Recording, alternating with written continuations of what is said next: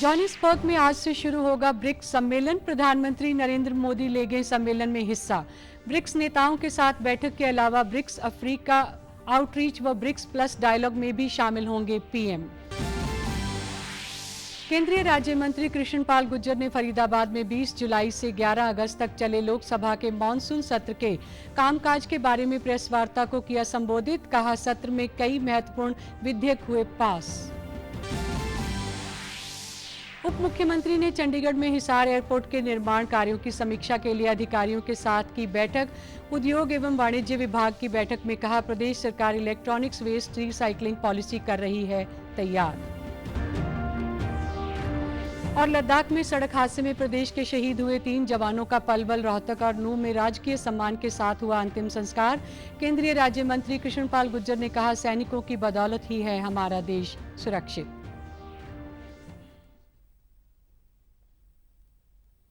नमस्कार, मैं जगजीत कौर। अब समाचार विस्तार से।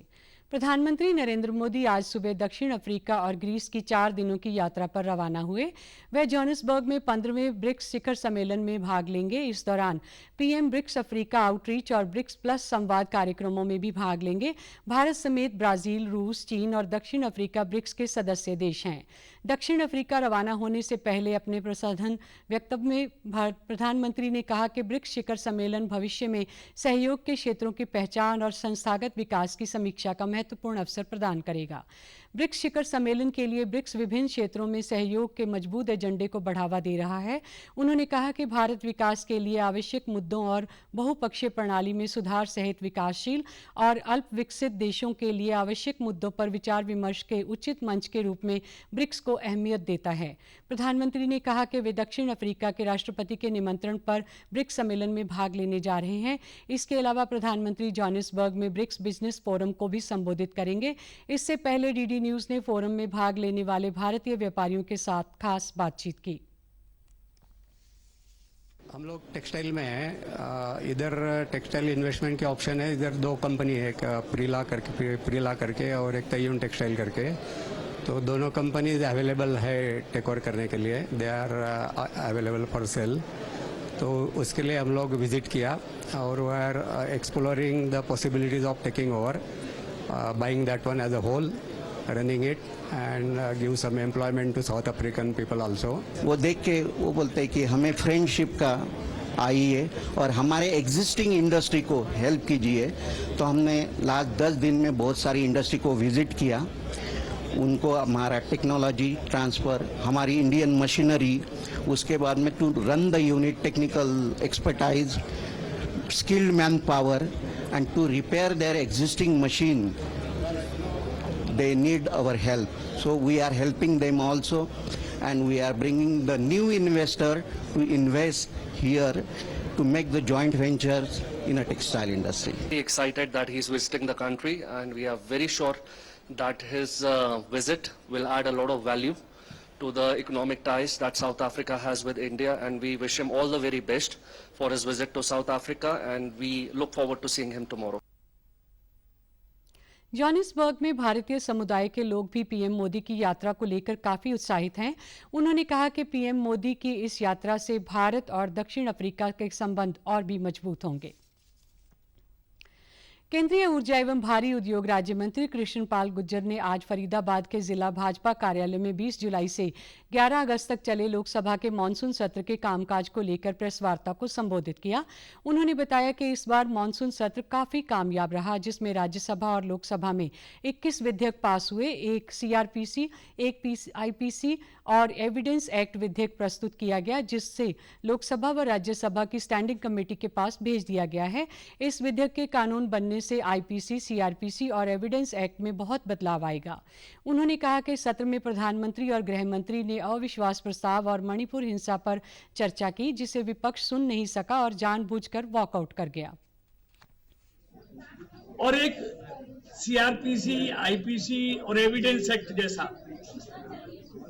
एक विधेयक प्रस्तुत किया गया, जो राज्यसभा लोकसभा में प्रस्तुत करने के बाद स्टैंडिंग कमेटी को भेज दिया गया है उनकी रिकमेंडेशंस के लिए, और 3 महीने में वो अपनी रिपोर्ट देगा।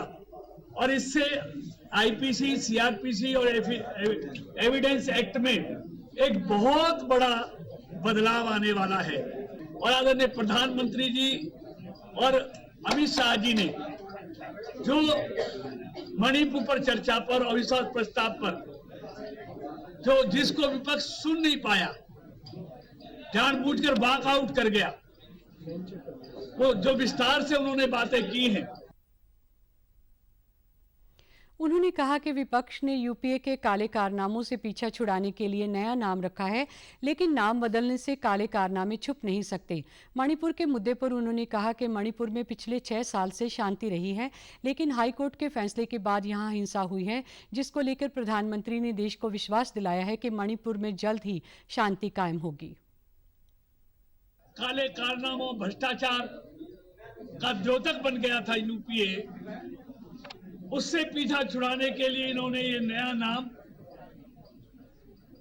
रखा है। लेकिन वो 12 लाख करोड़ के घोटाले, चाहे ये नाम बदल ले, वो घोटाले इनका पीछा छोड़ने वाले नहीं हैं। 6 साल तक पूरे इस मोदी जी की सरकार में शांति रही है, अमन रहा है, लेकिन हाई कोर्ट के फैसले के कारण वहां पर ये जातीय हिंसा हुई है। और मोदी जी ने देश के लोगों को ये विश्वास दिलाया है, मणिपुर में अमन कायम होगा, शांति कायम होगी। हम पूरी कसम खा के कहते हैं, उन्होंने कहा है कि मणिपुर में हम शांति कायम करेंगे। केंद्रीय राज्य मंत्री कृष्ण पाल गुर्जर ने कहा कि प्रधानमंत्री नरेंद्र मोदी के नेतृत्व में नॉर्थ ईस्ट में बहुत विकास हुआ है। उप मुख्यमंत्री दुष्यंत चौटाला ने कल चंडीगढ़ में हिसार एयरपोर्ट के निर्माण को लेकर संबंधित अधिकारियों के साथ बैठक की। उन्होंने अधिकारियों को निर्धारित अवधि में अपने अपने विभाग के कार्यों को पूरा करने के निर्देश दिए। इस दौरान उप मुख्यमंत्री ने एयरक्राफ्ट के फ्यूल स्टोर का निर्माण करने, नेविगेशन उपकरण को स्थापित करने, पेयजल की आपूर्ति, ड्रेनेज और सीवरेज सिस्टम आदि के बारे में विस्तार से समीक्षा की। उन्होंने अधिकारियों को एयरपोर्ट के कार्य निर्धारित अवधि में पूरा करने के निर्देश दिए। इसके अलावा दुष्यंत चौटाला ने कल चंडीगढ़ में ही उद्योग एवं वाणिज्य विभाग के अधिकारियों के साथ भी बैठक की। उन्होंने बताया कि प्रदेश सरकार इलेक्ट्रॉनिक्स वेस्ट रिसाइकलिंग पॉलिसी तैयार कर रही है। स्टेक होल्डर्स के साथ विचार विमर्श करके इसको जल्द ही अंतिम रूप दिया जाएगा। उन्होंने जानकारी दी कि सरकार निर्देशकों को आकर्षित करने के लिए 6 नई पॉलिसी निर्माण करके कई सुविधाएं उपलब्ध करवा रही है। राज्य सरकार का मुख्य उद्देश्य प्रदेश में अधिक से अधिक उद्योगों में निवेश लाना है, ताकि युवाओं के लिए रोजगार के अवसर पैदा हो सकें। लद्दाख में हुए सड़क हादसे में प्रदेश के 3 जवान शहीद हो गए। पलवल, रोहतक और नूह जिले के निवासी इन जवानों का कल राजकीय सम्मान के साथ अंतिम संस्कार किया गया। पलवल जिले के बहीन गांव निवासी मनमोहन सिंह का पार्थिव शरीर कल उनके पैतृक गांव पहुंचा। इस दौरान केंद्रीय ऊर्जा एवं भारी उद्योग राज्य मंत्री कृष्ण पाल गुर्जर, प्रदेश कांग्रेस के अध्यक्ष उदय भान सहित हजारों लोगों ने शहीद को भावभीनी श्रद्धांजलि अर्पित की। शहीद मनमोहन शर्मा को उनके 1 वर्षीय बेटे ने मुखाग्नि दी। केंद्रीय राज्य मंत्री कृष्ण पाल गुर्जर ने शहीद मनमोहन को नमन करते हुए कहा कि सेना के जवानों की बदौलत ही हमारा देश सुरक्षित है। शहीदों को जितना भी सम्मान दिया जाए वह कम है। शहीद के परिवार के प्रति संवेदना प्रकट करते हुए कहा कि दुख की इस घड़ी में सरकार हमेशा उनके साथ है। वहीं प्रदेश कांग्रेस के अध्यक्ष उदय भान ने कहा कि शहीद मनमोहन सिंह अपना कर्तव्य निभाते हुए शहीद हुए, उनकी क्षति को कभी पूरा नहीं किया जा सकता। इस क्षेत्र के लिए बहुत दुख की घड़ी है कि हमारे फरीदाबाद लोकसभा क्षेत्र के एक बड़े गांव बहीन का एक नौजवान, जो भी पूरी तरह खिला भी नहीं था, देश के लिए कुर्बान हो गया। आज पूरा इलाका गम में डूबा हुआ है। अभी 28 साल की उम्र में जिसको एक पुत्र जो अभी 13 महीने का है, उसने जब अपने हाथों से अपने पिताश्री को मुखाग्नि दी है तो सारी आंखें नम थी। तो आज मैं उस शहीद परिवार के प्रति और उस शहीद के प्रति नमन करता हूं। आज शहीद मनमोहन शर्मा अपने कर्तव्य के बलि चढ़ गए। अपनी ड्यूटी पर थे, उनका कुदरत ऐसा था कि गाड़ी का एक्सीडेंट हुआ और वो नीचे उनकी गाड़ी खाई में चली गई, तो वो अपने कर्तव्य निभाते हुए इस देश के लिए शहीद हुए हैं। सभी तमाम पूरा इलाका हमारे उनके चरणों में सशक्त नमन करता है और उनकी मैं कहता हूँ कि शहीद अमर होता है और उनके मैं तो ये कहूँगा उनकी माँ भी धन्य है, पत्नी भी धन्य है। 2 साल पहले शादी हुई थी, एक छोटा सा बच्चा है 13 महीने, तो इससे ज्यादा कोई क्षति हो नहीं सकती। वहीं रोहतक निवासी अंकित कुंडू का कल उनके पैतृक गांव गद्दीखेड़ा में राजकीय सम्मान के साथ अंतिम संस्कार किया गया।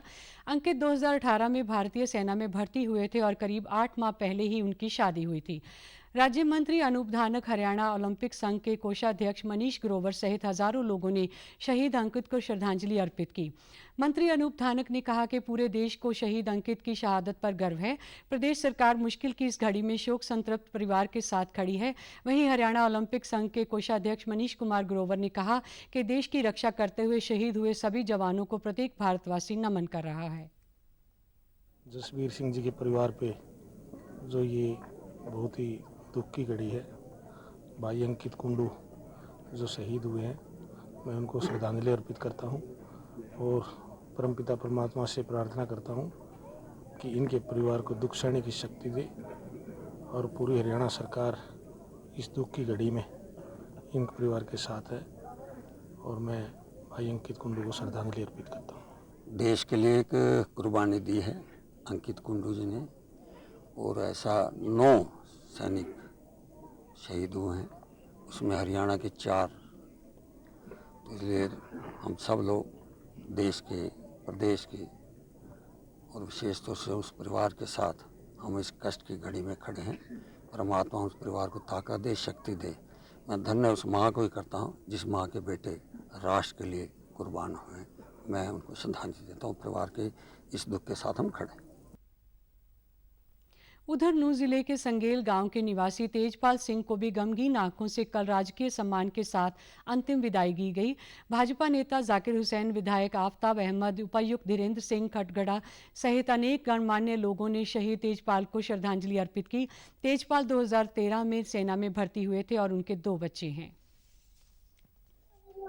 हरियाणा के 5 जवान हमारे तेजपाल समेत इस हादसे में वो शहीद हुए हैं।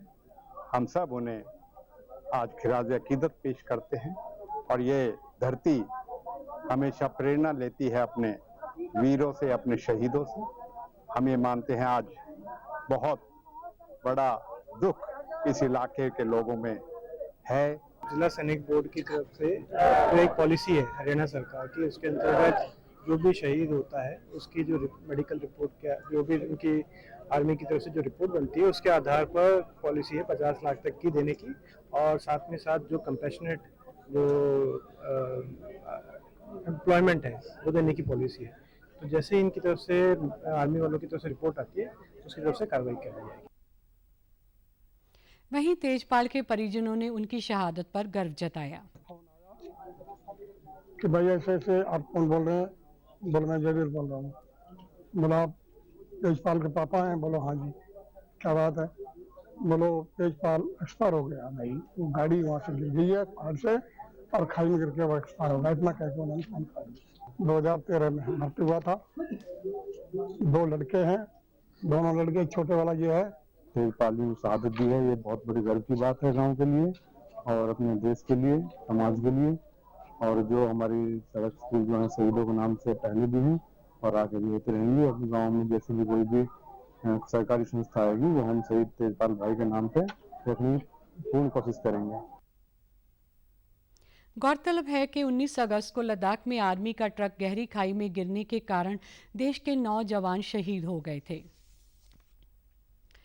केंद्रीय वाणिज्य मंत्री पीयूष गोयल ने कहा कि केंद्र सरकार प्याज उत्पादक किसानों के हितों को ध्यान में रखते हुए अनेक कदम उठा रही है। साथ ही ग्राहकों की सुरक्षा के लिए भी प्याज की बढ़ी हुई कीमतों को घटाने की कोशिशें जारी हैं।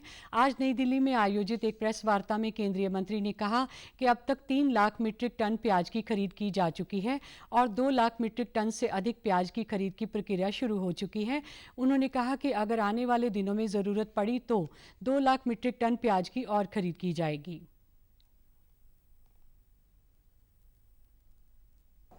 किसानों को कोई तकलीफ ना हो उसके लिए नैफेड और एनसीसीएफ दोनों 3 लाख के बदले अब 5 लाख टन यानी 2 लाख अतिरिक्त और खरीदेंगे इस वर्ष।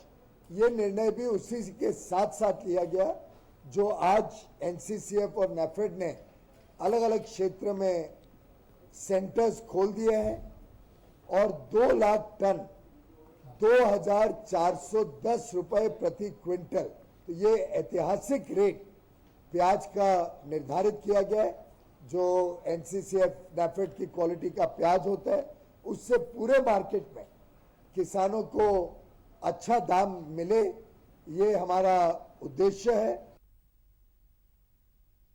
केंद्रीय मंत्री ने कहा कि प्याज की खरीद 2,410 रुपये प्रति क्विंटल के हिसाब से की जा रही है, जो ऐतिहासिक है।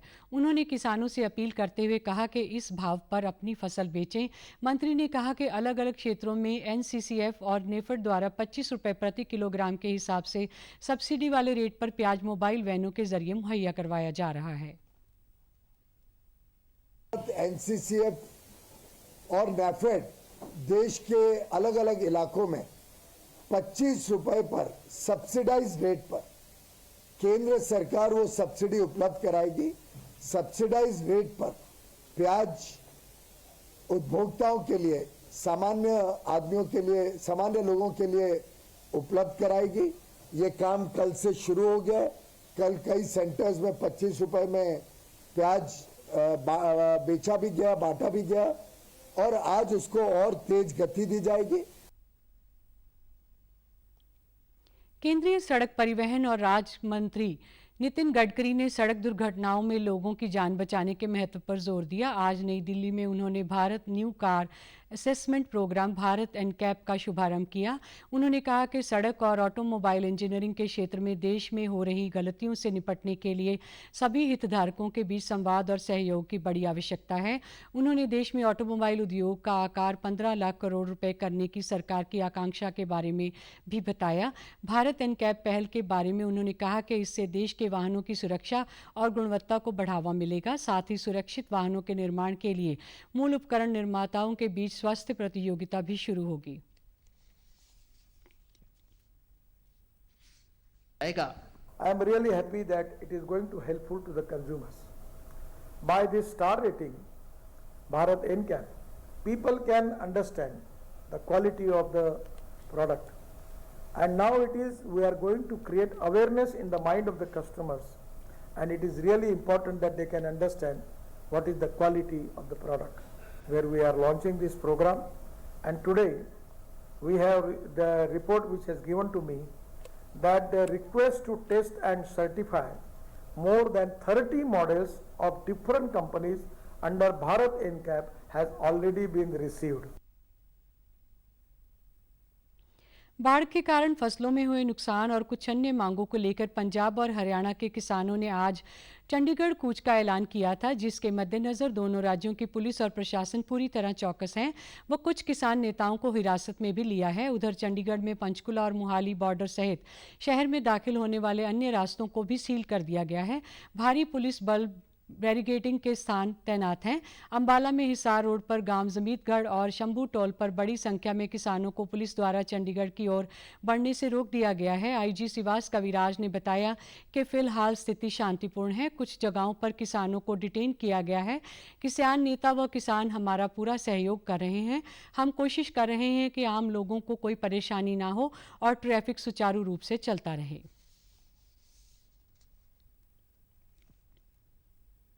कानून व्यवस्था बरकरार करने के लिए, जिससे कि वो वहाँ जाकर किसी तरह का उपद्रव ना करे, तो प्रिवेंटिव एक्शन हम ले रहे हैं। और उसके तहत जो है यहाँ पर शंभू बॉर्डर पर और जितने भी बॉर्डर हैं वहाँ पर हम लोगों ने बहुत प्रयास की है और हम उन्हें जो है यहाँ पर रोकने की कोशिश करेंगे, जिससे कि आगे जाकर चंडीगढ़ में किसी तरह की कानून व्यवस्था की स्थिति। कुछ एक जगहों पर जो है उन्हें डिटेन किया गया है और अभी तो सारा चीज़ शांतिपूर्ण है। तो इसमें जो किसान नेता हैं और जो किसान है वो हमारा पूरा सहयोग कर रहे हैं और पारस्परिक तालमेल से ये जो सारा ऑपरेशन है ये ठीक चल रहा है। कुछ जो है एज चलते रहेंगे। हम ये भी कोशिश कर रहे हैं कि आम लोगों को कोई परेशानी ना हो और साथ में ये भी ध्यान रख रहे हैं कि ट्रैफिक जो है वो ठीक से चलता रहे लगातार।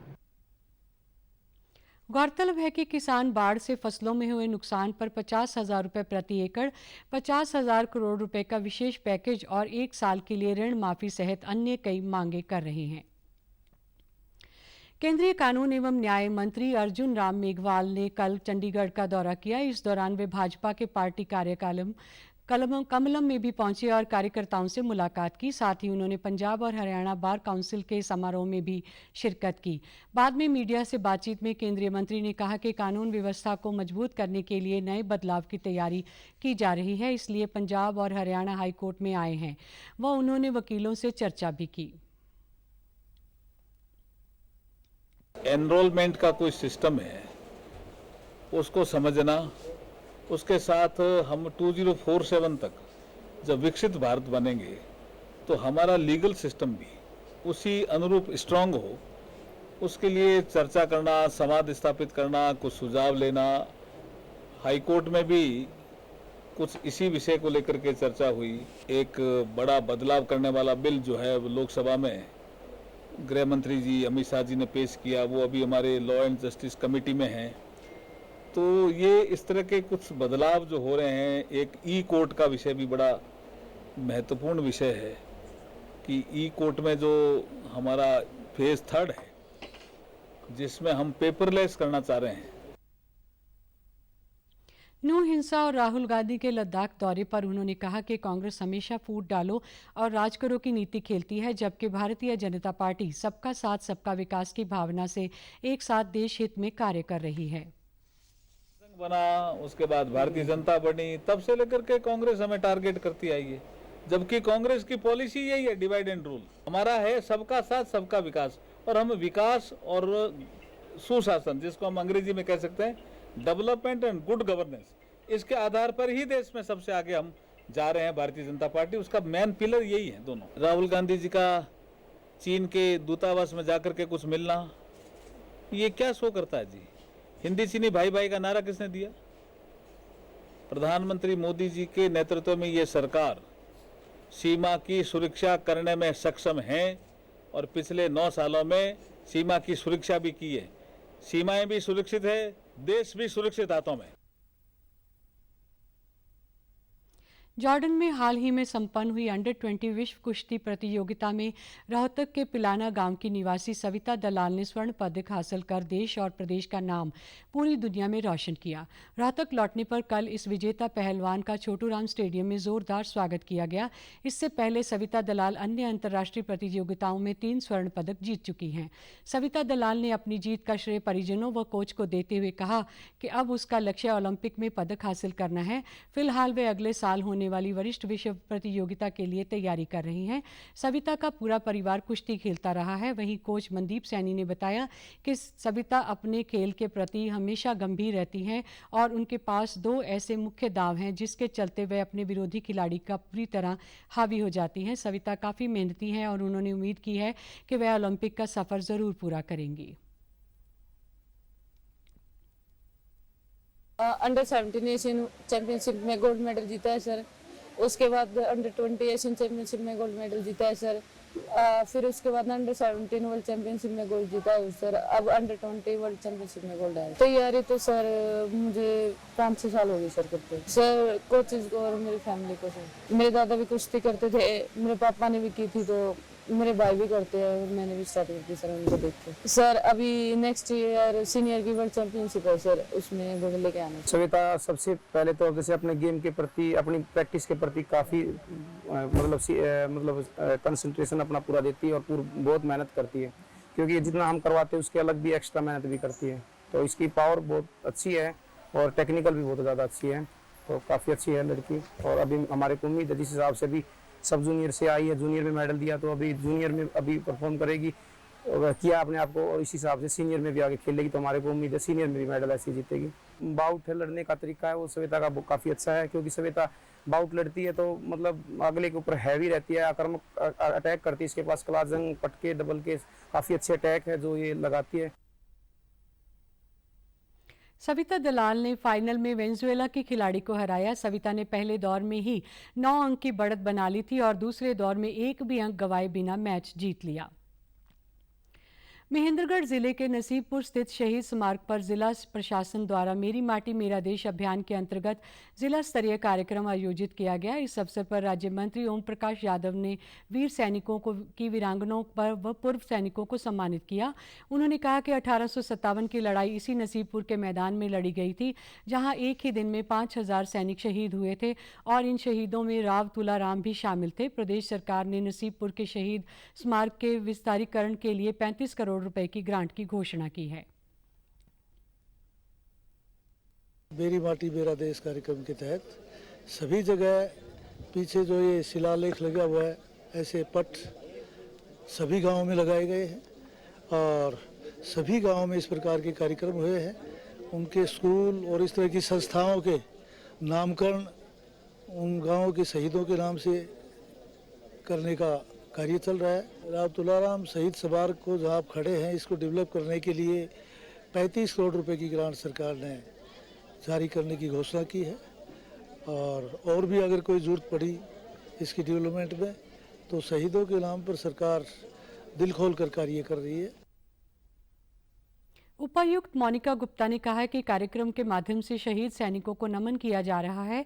कार्यक्रम में शामिल पूर्व सैनिकों ने कहा कि प्रधानमंत्री नरेंद्र मोदी ने मेरी माटी मेरा देश अभियान चलाकर सैनिकों को जो सम्मान दिया है वह काफ़ी सराहनीय है।